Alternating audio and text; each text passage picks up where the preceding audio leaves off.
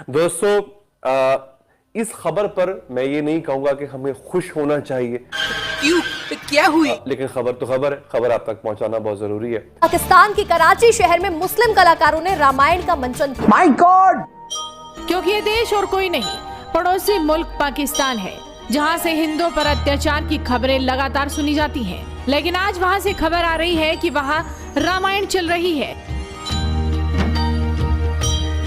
क्या यही वो पाकिस्तान है जो अल्लाह के नाम पर वजूद में आया था? तौबा तौबा तौबा तौबा। आश्चर्य की बात यह है कि पाकिस्तान में पूरी रामायण का मंचन हुआ, हर तरफ भगवान राम के जयकारे लगे, लेकिन कोई भी विरोध नहीं कर पाया। शर्म का मुकाम। और ये मुझे लगता है एक बहुत जबरदस्त बात है। इन द स्टोरी तो एक बिल्कुल अलग एस्पेक्ट है, लेकिन जो लक्ष्मण वो बात कहता है, मेरे ख्याल में वो बात काफी नजरअंदाज की जाती है। एक्टर्स को एक जिंदगी में बहुत सारी जिंदगियां जीने का मौका मिल जाता है और इसलिए हम अपने आप को खुशकिस्मत समझते हैं कि हम इस पेशे से वाबस्ता हैं। I've never seen a play on Hindu mythology, so I was really blown away by the costume, by the performances, by the script, everything, even the technology. I really liked the whole screen thing at the back. Yes, amazing. कौन इसका जिम्मेदार है? किससे सवाल किया जाए? कौन देगा जवाब? और हुक्मरानों को तब सोचना पड़ेगा कि अब ऐसे नहीं चलेगा। हाय!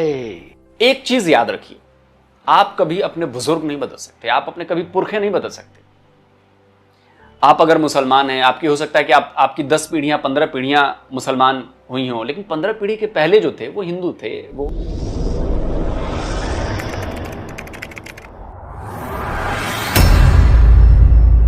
नमस्कार दोस्तों, स्वागत है आपका पाकिस्तान की बर्बादी में। जी हाँ, तो आज की बर्बादी कुछ इस तरह है कि इस्लाम के नाम पर भारत से अलग हुआ था पाकिस्तान, परंतु आज उसी पाकिस्तान में हिंदू धर्म के रामायण महाभारत जैसे कार्यक्रमों का आयोजन किया जा रहा है। जी हाँ, तो खबर कुछ इस तरह है कि कुछ दिन पहले पाकिस्तान के कराची शहर में मुस्लिम कलाकारों द्वारा रामायण का प्रसारण किया गया।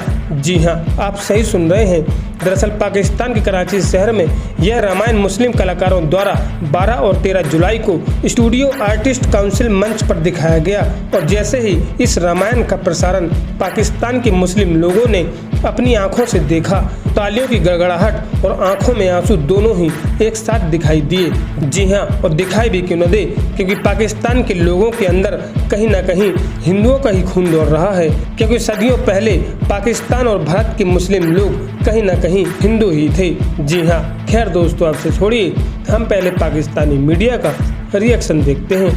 I've never seen a play on Hindu mythology, so I was really blown away by the costume, by the performances, by the script, everything, even the technology. I really liked the whole screen thing at the back. Yes, amazing. जिस भगवान राम से पाकिस्तान में इतनी, मतलब पाकिस्तानी मुसलमानों में या और भी इतनी नफरत की जाती है, जिन्हें राम मंदिर बनने से इतनी ज्यादा प्रॉब्लम है, उस पाकिस्तान में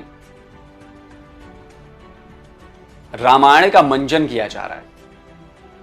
उस पाकिस्तान में मुसलमान एक्टर और एक्ट्रेस जय श्री राम बोल रहे हैं, बजरंग बली बन रहे हैं, भगवान राम बन रहे हैं, भगवान सीता बन रही है। अब ये तस्वीरें देखिए, ये देखिए, ये पहली तस्वीर।